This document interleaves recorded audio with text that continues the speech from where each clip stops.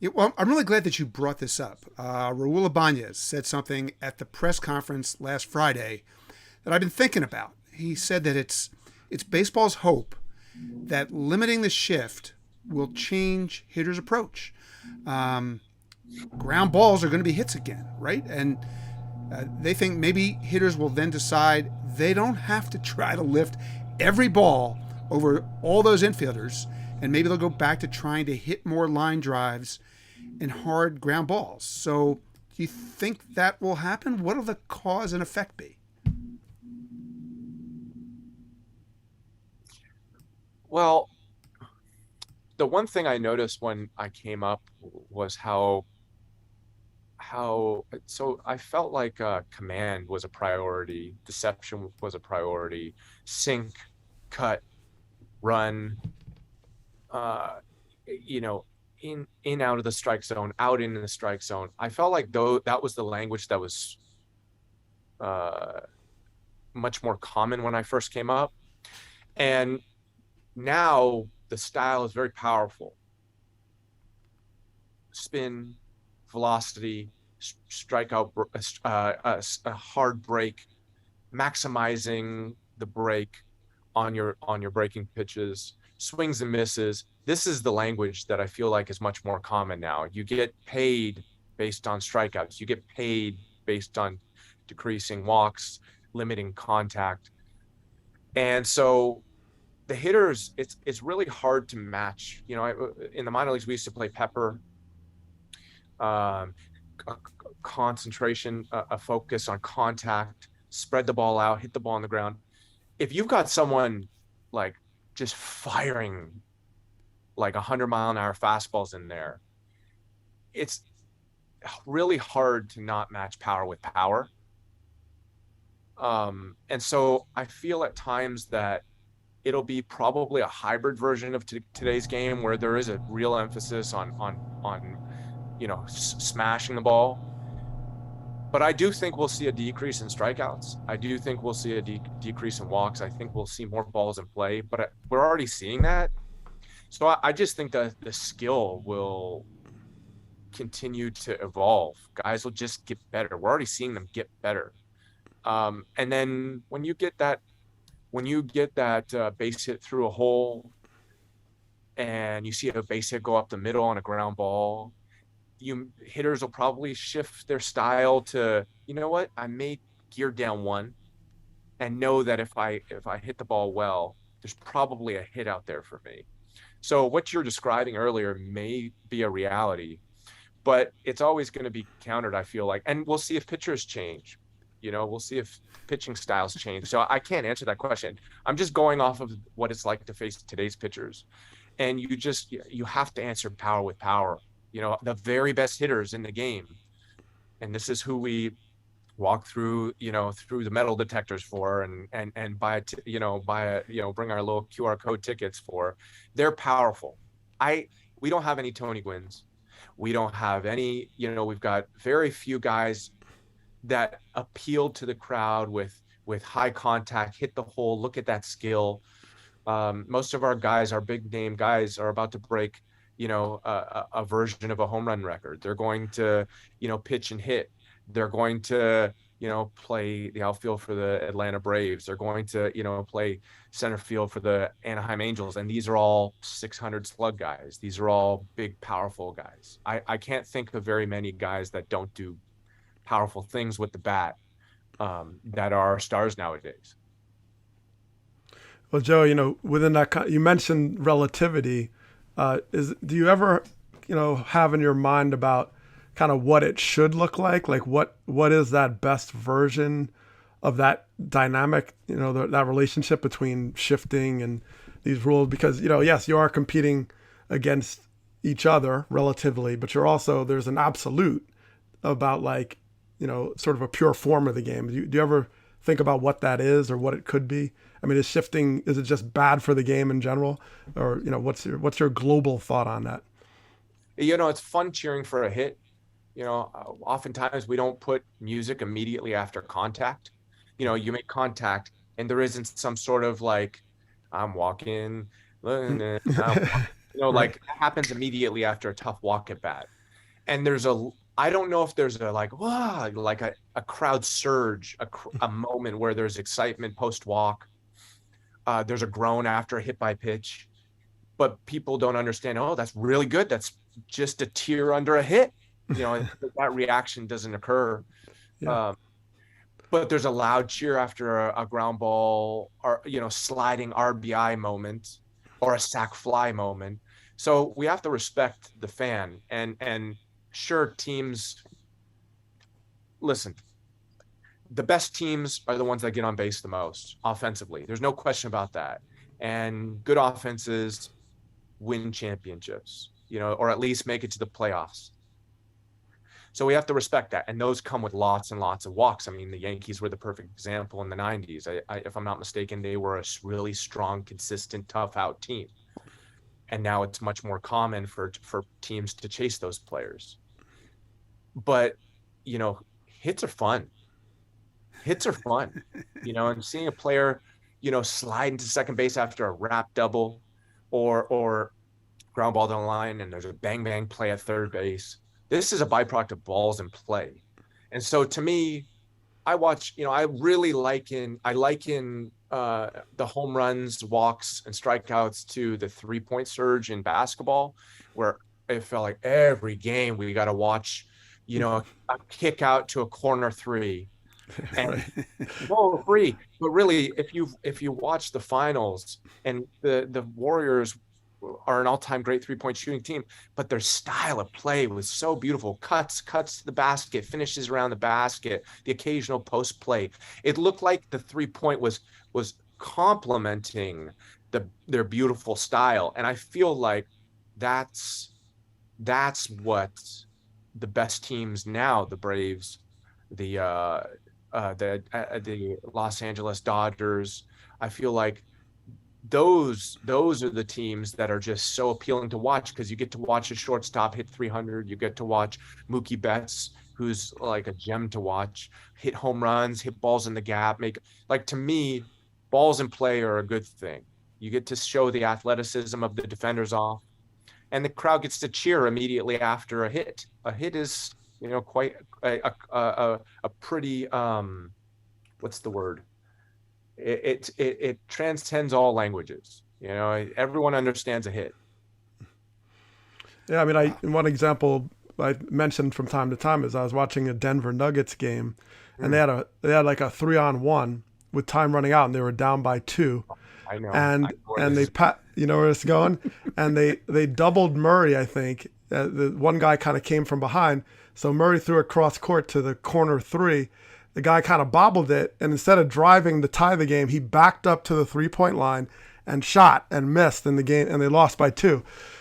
So that's the first thing that comes to mind. And like when you prioritize something, like the outcome so much, then like you said, well, the trade-off sometime of taking a lot of pitches or what, you might strike out more or whatever it is. I'm curious to, think about like how does that example sort of tie to what you're saying? Like when you prioritize it so much, what do you think baseball loses?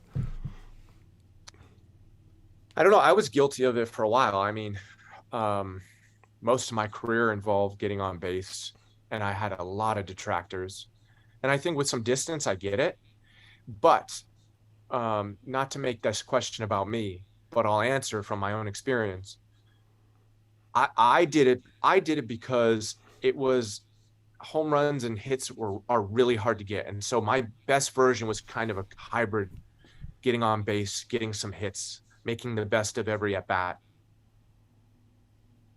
So that worked for me. I think that because it's been a league-wide trend, everybody's bought into getting deep, and not everybody, I don't want to generalize, but the zeitgeist was take pitches and walks, and strikeouts come with it, and homers, and I think in that situation that you're describing with the Denver Nuggets, I'm a basketball fan, and I've been a basketball player since I was like 9 years old. I love the sport. It's my first love. It's the first thing I want to do once I'm done playing is start playing basketball again. And so in that situation, it's a 3-man weave in practice. It's a layup finish. It's a behind the back pass to a dunk. And it's just like, I remember practicing with my team as a high school player. If you took a 3 in that situation, immediate bench. And it's like, when I first started playing baseball, it was, why are you taking so many pitches? Why are you taking that fringe pitch on the edge? Take a swing, put the ball in play. Don't strike out looking. And I don't think it's either answer, but I do think we're about to approach a really fun version of our sport, where it's more athletic, where there's more balls in play, where we get to see the athleticism of certainly the infielders and the outfielders. I think it's, we have a great sport, and I think we're about to showcase it at its very best, because it's probably been as athletic as it's ever been. But when Ronald Acuna is in right field and the third baseman is standing right in front of him, instead of seeing a diving play from him, it's a one hopper to the third baseman who throws out Freddie Freeman on a 112 rocket, and he's like, right, exactly. And the fans are like, ugh. Instead of like some awesome play from Acuna and the interaction sort of thing. So yeah, I don't know. I don't know. I want to ask you about the pitch clock too. Basketball has the shot clock.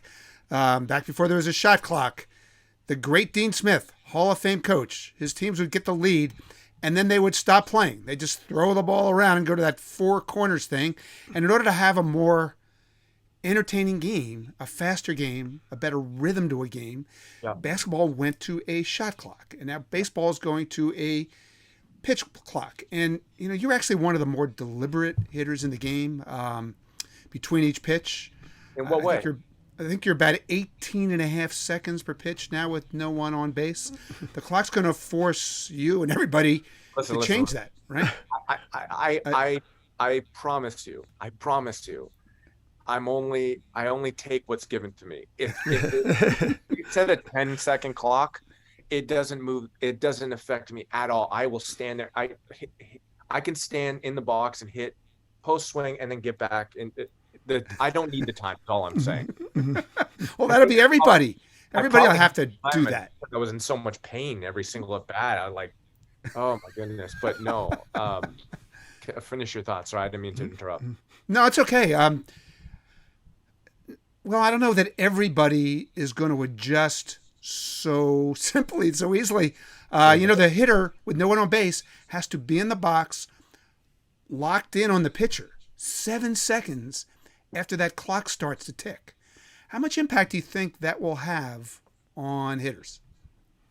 I don't think I think in the short term, some. In the long term, it'll become second nature. So that's really all that matters. Right. We have to improve the pace of the game. We have to improve the pace. I used to go to Raptors games in Toronto, the team in Toronto, and I had season tickets. And the GO train's in the center of the city. The train is in the center of the city. It's called the GO train, and it takes you to whatever neighborhood. You could take the TTC, which is the downtown metro. And I would sit in my seat and I'd look up at the clock, and it would be 7:30, and I knew that at 10 p.m. I was going to leave my seat. If there was overtime, it may be 10:15, but that's extra basketball. That's usually fun, a good reason to stay. But I knew that if finished in regulation, no matter the timeouts, no matter the score, no matter what, I was leaving at 10 o'clock. 2.5 hours. They asked me to stay and be entertained and for 2.5 hours. So that meant I could take a peek at the GO train schedule. I could take a peek at the TTC schedule, and I needed to hustle a little bit to make this train, or I could pace myself to make this, metro or whatever it was, depending on which direction I was going. If you're a fan at home and you've got kids, or you have school the next day, or if you have whatever it is, you don't know if our game's going to end at 9:45 or 11:45. And there's some charm to that. But if we're asking every single night, the fan at home, every single night, to stay up till 10:30, to stay up till 10:45 on a standard issue 9-inning win, we're asking more than we asked of them 12 years ago. And it's changed substantially. So to me, as far as comfort, we're here to serve. we are players here to serve. And I understand there has to be like, I do get, you have to respect respect the player and it's his process, and respect, their players need a tempo, but tempos can be adjusted. We are capable. We are capable to make this adjustment and still perform well. And so I love it. I love that there's going to be a pitch clock. There will be some growing pains, no question about it. There will be some, but we're watching the pitchers walk off the field and have the umpires interact with them. They give up 7 runs, or they strike out the side on 9 pitches. They still have to interact with the umpire. That's a challenge to them, but they've adapted. They've accepted it. They can go in some, la la land where they just basically make contact with the umpire. The same thing will happen with the pitch clock, and the fan benefits from it. The fan knows today's game is going to be done in 2 hours and 40 minutes. I think it's wonderful. I wish that it had been instituted throughout my career, to be honest with you, because I feel like I've played an additional 50 games over the last years with how long these games have been. I mean, the change has been like significant. So. Yeah, no. So if you look at, there's a bunch of rules we're talking about. Is there anything you think the league or the fans are missing? Like if you could circle something and say, you know what, this would make a better game. This would be a good move to make for this game to really be entertaining and sustainable. I love what they did with the baseball this year. I thought the home runs were getting out of hand. So I'm happy they changed that. I think my last check, home runs were at like 1.07 per game, I think. And last year and the year before were somewhere around 1.25 to 1.4, somewhere in that range. 1.3. Yeah, we're back in the range of like 2015, 2016, as opposed to where we were. I think 16 was like 1.2. And then 2015 is probably more close like to it, 15. Yeah. But my understanding is there was a ball change mid 2015. So like, right. I think we're starting to creep more towards like a nice place to be. But we also with the shift change may see a dip down below 1, with players deciding, as opposed to attempting a home run, I'm going to take line drive shots because I'm going to go 3 for 4 today instead of 1 for 4 with a home run after 4 home run attempts. What we as hitters, we go where we get fed. And so I would guess we're going to see a home run dip again, which is fine. I mean, the game will have more hits, and we'll start seeing guys hit 350 and lots of guys hit, 280 and above, and then more hits and more balls in play. I think it's a great thing. So, as far as changes, I love the base. I love that they're changing the base, and we haven't touched on that, but anything to make the game more athletic, seeing guys attempt stolen bases or attempt first to thirds. I love it because I think that with extra, those few inches, all of a sudden you're choosing the faster guy as opposed to the home run guy, sort of thing. And so I think that I love the base. I've used the base on a rehab, and I think it's fun. I think it's fun. I don't know. I think they may have instituted, for safety reasons, but I think it may make the game faster. So we'll see. Yeah, well, there's another element to the pitch clock rule, the part that says the pitcher can't throw to first or step off more than twice per plate appearance, or that third time it's a balk if the runner isn't out. So, hey, yeah, this is well, you probably saw this in your rehab option too, but I mean, this is the rate of base stealing attempts in the minor leagues is almost 3 per game. We haven't seen that in the big leagues in 100 years. So you could steal 40 bases next year, man, if you play this right. Little changes like this are the reason why I've got maybe 1, 2, 3 years left, maybe 2 years left. I'm going to get slowed out of the game. So I'm happy to hand it off to the next group.